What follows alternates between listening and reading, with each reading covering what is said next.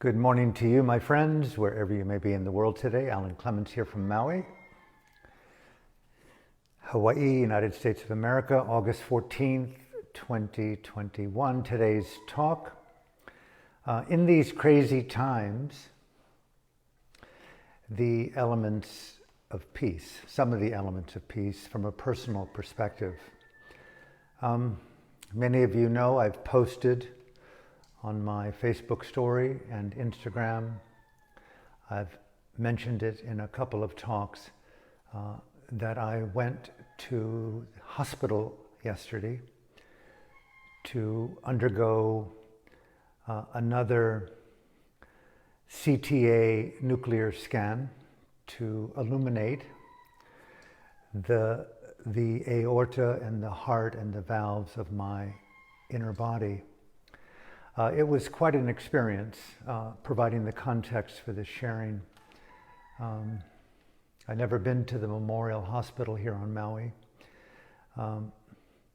And I was greeted with remarkable grace, admitted as an outpatient, and taken to the imaging lab where I waited, and then eventually was brought into this space-age room with a high laser radiation piece of Toshiba science where I'm going to get inside of this thing to illuminate the nature of my aneurysm and my valves and my heart, to illuminate the growth, if at all, of this aneurysm. And it was remarkable. The grace, the compassion, the goodwill of the people. And here I am, I'm thinking that I'm undergoing this dangerous high degree of radiation to illuminate the nature of a fatal heart disease, while the attendants and the nurses hide behind a radiation protection shield while I go inside of this piece of machinery, primarily to get, hopefully, an exemption letter to remove my need to get a potentially lethal vaccination to protect myself from a potentially lethal weapon virus, so that I can keep living in the way that I want to live. And I'm thinking the incredible craziness of this circumstance, but I did it. Here I sit waiting for the results in a couple of days. The nurse who escorted me out was telling me that the hospital is filled with COVID Delta infected patients. The emergency rooms are packed, and asked about whether I'd get a vaccination or not. And I gave her an eloquent non-answer. And here I sit today reflecting upon life like you and what really matters. And I'm going along the landscape of my own process and reading in my own way the IPCC report that just came out the other day, the Intergovernmental Panel on Climate Change, and the red alert that's been yet again brought forth to the global population about this human-generated mass extinction moment that we are in, according to them, and all the various little details that they're willing to put forth that really aren't really new or innovative, nor do they really tell the truth of really the catastrophic circumstances that we are in environmentally, with the obvious overheating of the oceans, the acidification of the coral reefs, the microfibers and plastics in our ocean, in our fish, in our air, in our lungs, the catastrophic melting of the ice caps, the methane release that's coming from the poles, and the permafrost, the sea level rise, the loss of habitat, turning places of the world into deserts and other places that have been deciduous into areas of excessive heat, the wildfires all throughout the world, and California, British Columbia, Greece.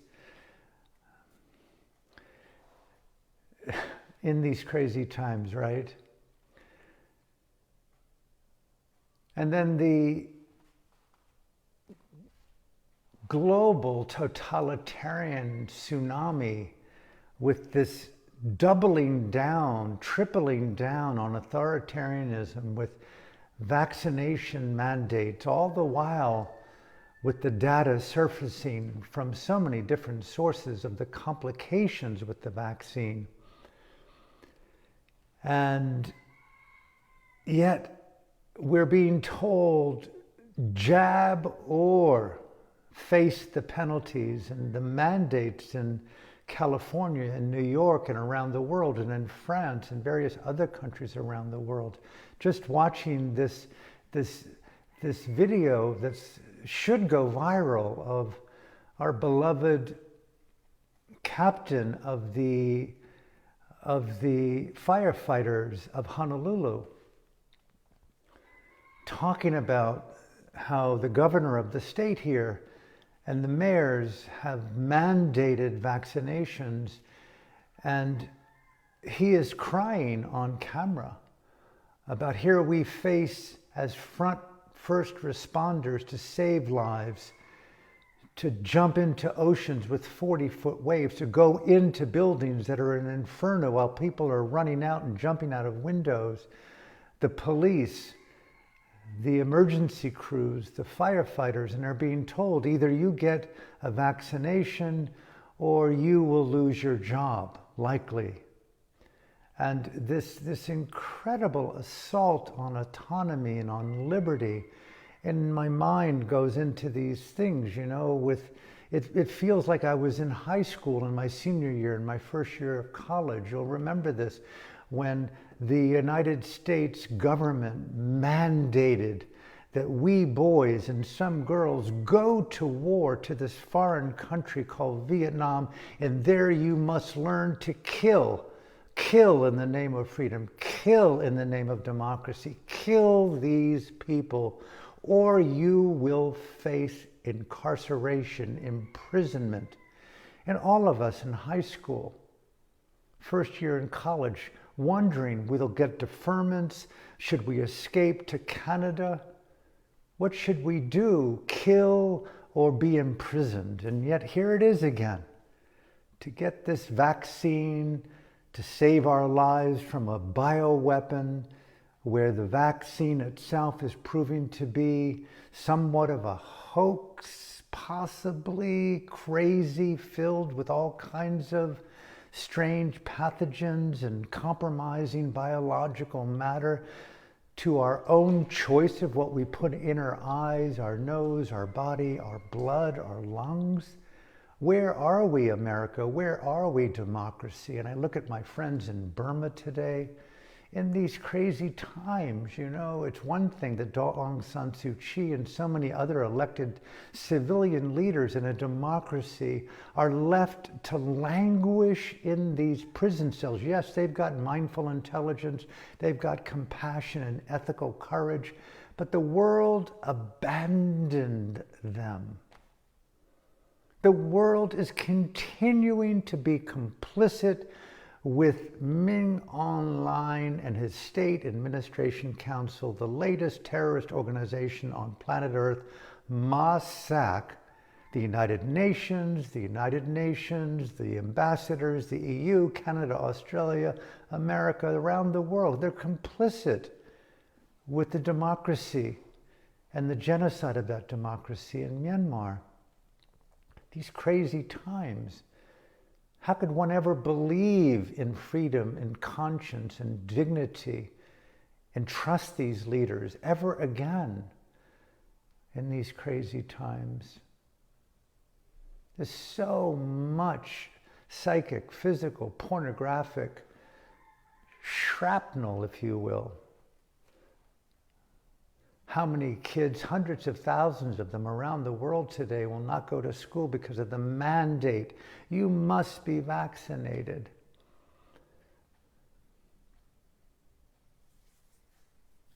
I don't know.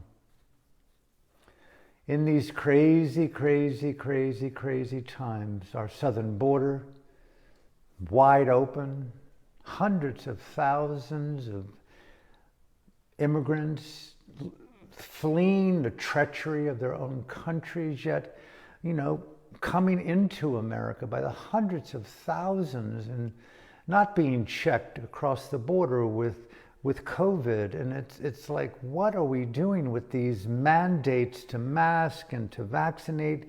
All the while we've got hundreds of thousands, if not millions of people coming across our borders unchecked.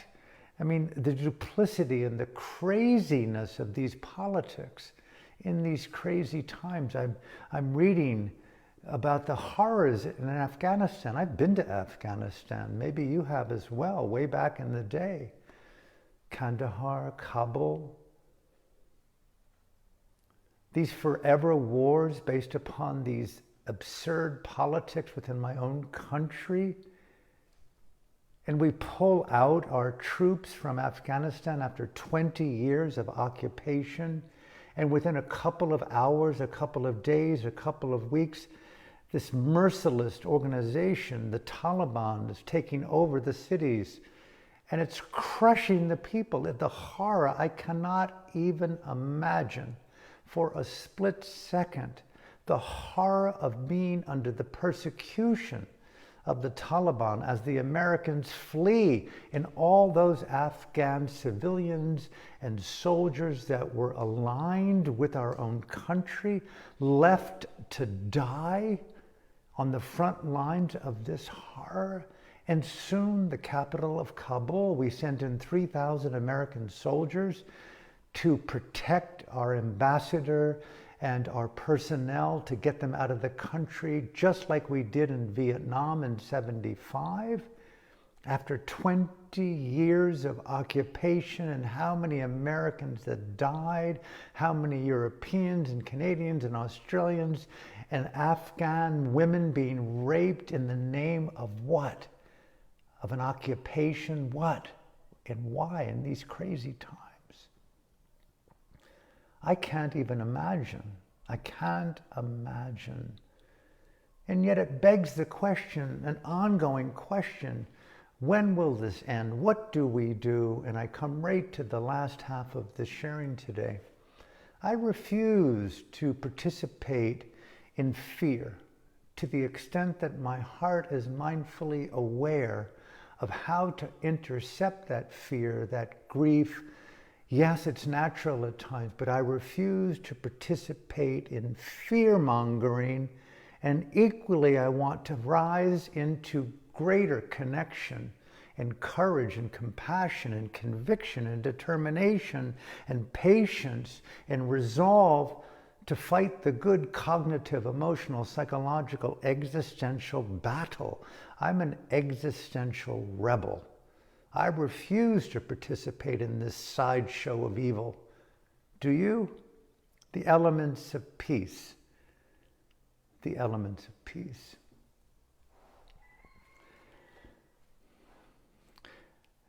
They're just off the top of my heart. Just cherish the quality of your consciousness. Prioritize that so much. It's identical to the quality of the air you breathe and I breathe, identical to the quality of the water that we put into our mouth, identical to the quality of human touch that we allow upon our body, who we make love with, that sacredness, cherishing quality. What does it mean to increase the cherishing capacity of the human soul and the human psyche? To anoint that cherishing with Dhamma, with Dharma, with conviction, in dignity, in conscience. I think about my sisters and brothers suffering within the prison camps of Myanmar, my spiritual Dhamma home.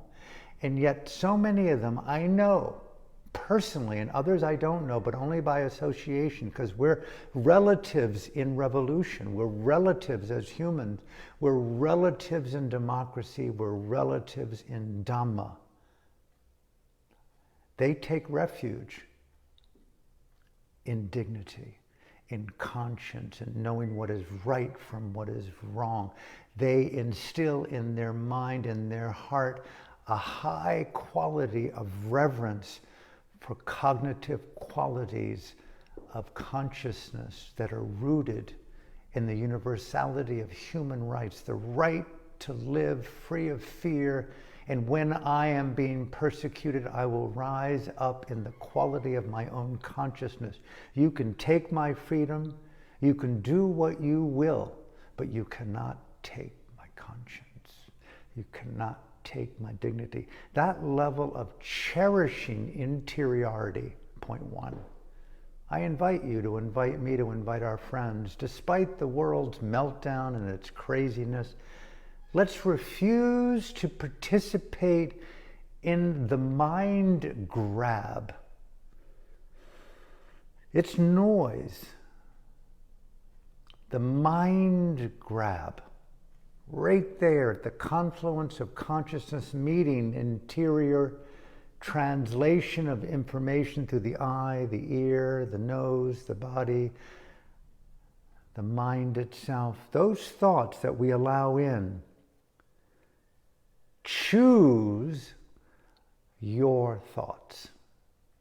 Those of you who meditate and do Dhamma and do yoga know the sanctity of our interiority is based upon our own thoughts and our own states of mind. In other words, I learned in monasteries to be the architect, if you will, the Dharma architect of your own deliberate creation of interior mental cognitive formations. That's Dhamma, the lawful architecture, the creation, the deliberate, courageous formations, mental, emotional, psychological, spiritual, liberating formations. Enter them and be the builder of your own home, the builder of your own mind. Rest in refuge, creative refuge, in knowing that you always have a choice. We always have an ability to be mindful to the extent that we have cognitive clarity and lucidity. We can always remember, I am in choice right now, and feel and know the state of my own mind on the terms of what I cherish as the quality of my own mind. Choice, determining choice. Boundaries.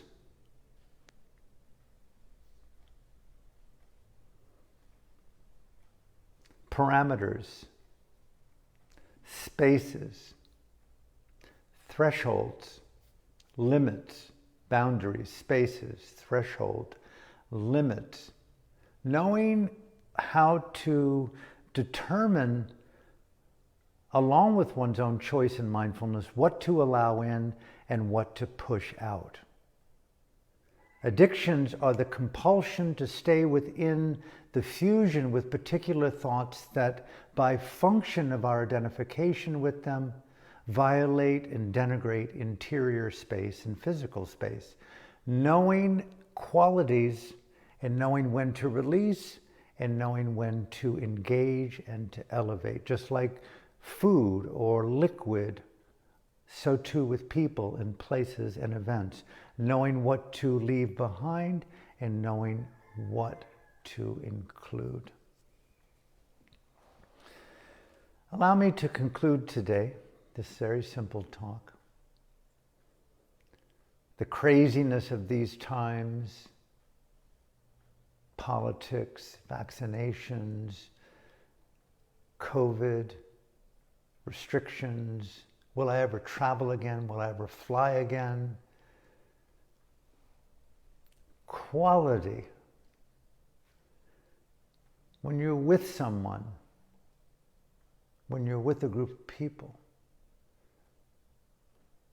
invest in nurturing elegant, beautiful, transformational states of shared space. I so loved my life in a meditation center, in a monastery. People often asked what a blessing it was to meditate. Meditating is absolutely breathtakingly beautiful, as you know, and I do it every day. I try to include it all throughout the day in all postures, all states, all contexts, and all times. But when I really reflect upon my life in Burma, primarily within the meditation center, it's those sacred interactions.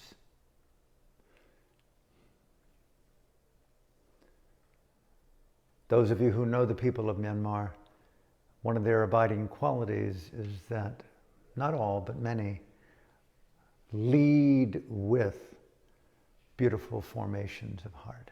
They lead with metta and talk through the filter of love. They lead through karuna and talk through the filter of compassion. They lead through mudita and talk through sympathetic joy.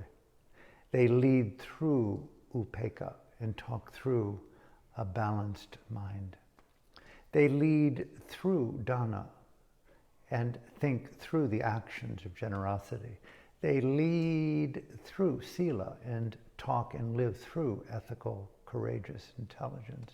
They lead through bhavana and talk through and think and act through the beautification of consciousness in context with you. It's a beautiful gift to prioritize Dhamma, Dharma, intelligent relationships. The quality of my day, the quality of my life, the quality of my memory, the quality of my mind is an accumulation of wise choices of elegant Dharma-inspired interaction. When I think of my time in the Burma, in the monastery, it's about the quality of Dharma-inspired, experiential Dhamma exchanges, ways of integrating shared space where both of us grow together in this bodhisattvic, ubuntufied awakening. I cannot be who I am without the Dharma being brought to me from you, being brought back from me to you in this shared space of co-creative synergy, Dharma-inspired, intelligent synergy. The quality of consciousness is one thing to do it on our own. At the same time, the quality of consciousness brought forth by human, intimate interaction. Invest in one's own cherishing of one's own inner mind. The quality of our sleep. Right now I'm taking small amounts of CBC and THC to help me sleep at night. The same way I enter meditation, the same way I would sip tea, the same way I sip my red wine, my rosé wine, my port wine, sip, sip, sip. I come right back. How well do we empower the moment with the highest quality of fidelity to the most beautiful qualities of mind? I'll end here. Many of you know I've spoken about my mom and dad passing away some years back, 3 years ago. I was blessed to be close to my mom, not when she died, but although I was on FaceTime with her when she did pass away, but I was with her in person before that, and I wheeled her outside in her wheelchair in Houston, where my brother and his wife were attending to her full time. And my mom and I were really close. I would even venture to say she was my best friend. She was frank with me and always loving. Ellen, you are much younger than I. You are mobile. Look at my hands, she said. They were really gnarled with arthritis. Can't do anything with them. I can't move without someone taking me to bathe and answer the call of nature. Can't even feed myself. Can't wash my face, take my clothes off. Can barely turn over so slowly, even when in bed. You have your hands, you have your mobility. You may perceive yourself as restricted by this or that. You know where I'm going with it. Something about continually seeking the light, pushing, as Nick Cave says, pushing that sky away.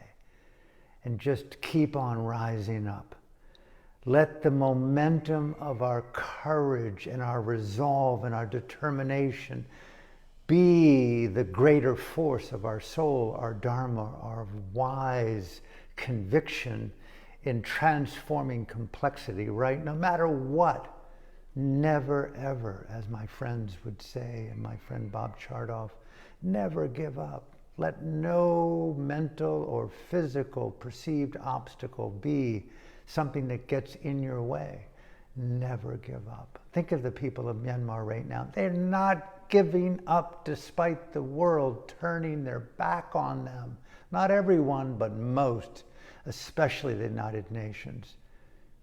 The United Nations Security Council, who are you as a body of 15 global powers when a country, the birth of democracy is at stake, and you basically turn your back? No. You give weapons to the evil organization? Where are we today?